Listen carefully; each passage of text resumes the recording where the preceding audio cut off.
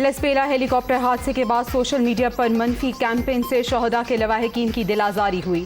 बेहिस रवैये नाकाबिले कबूल और शदीद काबिले मजम्मत है। मुश्किल और तकलीफ दे वक्त में पूरी कौम मफाज पाकिस्तान के साथ खड़ी है। ISPR।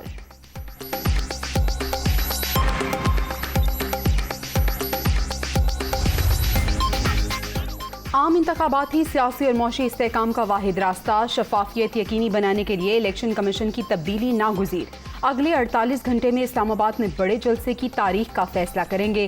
हुकूमत को असम्बलियां तहलील करने की डेडलाइन दी जाएगी। फवाद चौधरी की मीडिया टॉक।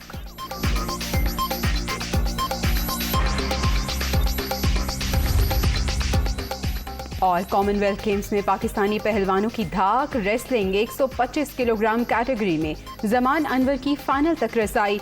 इनाम मत ने भी 86 किलोग्राम कैटेगरी के फाइनल के लिए क्वालिफाई कर लिया।